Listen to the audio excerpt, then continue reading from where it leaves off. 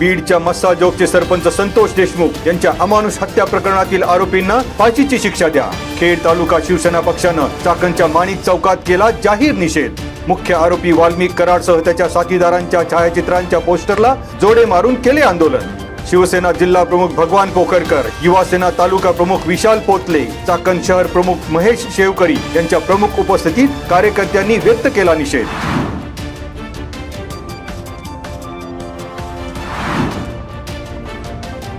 राज्यातील स्थानिक स्वराज्य संस्थांच्या निवडणुका पावसाळ्यापूर्वी होण्याची शक्यता मावळली। सर्वोच्च न्यायालयातील सुनावणीमध्ये दोन्ही बाजूंनी आपले म्हणणे स्पष्टपणे न मांडता आल्यामुळे न्यायालयाने व्यक्त केला संताप। या प्रकरणी सुनावणी आता कधी होणार हे अद्याप अस्पष्ट।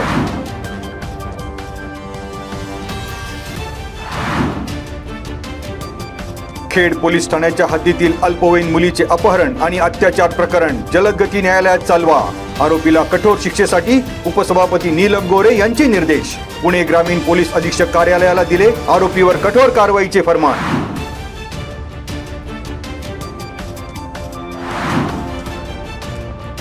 मुख्यमंत्री कार्यालयाकडून मिळालेल्या ठोस आश्वासनानंतर माजी सरपंच कुंडलिक कोहिनकर यांचे मुंबईतील आझाद मैदानावरील उपोषण स्थगित। मुख्यमंत्री देवेंद्र फडणवीस यांच्या मुख्य सचिवांशी सकारात्मक चर्चा। 15 दिवसात ठोस कारवाईची दिली हमी।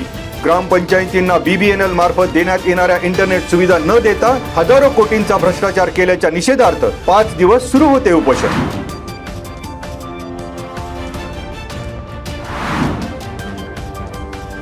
चाकण येथील कंटेनर अपघातातील जखमी महिलेचा 46 दिवसानंतर मृत्यू।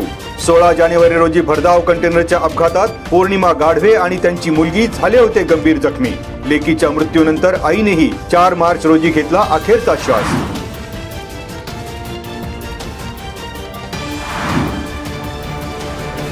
तीर्थक्षेत्र आळंदी येथे पुन्हा एकदा लैंगिक अत्याचाराची घटना उघड। देहू फाटा येथील एका खाजगी संस्थेत घडला प्रकार। खाजगी वारकरी शिक्षण संस्थांमध्ये मुलांच्या सुरक्षेचा प्रश्न ऐरणीवर।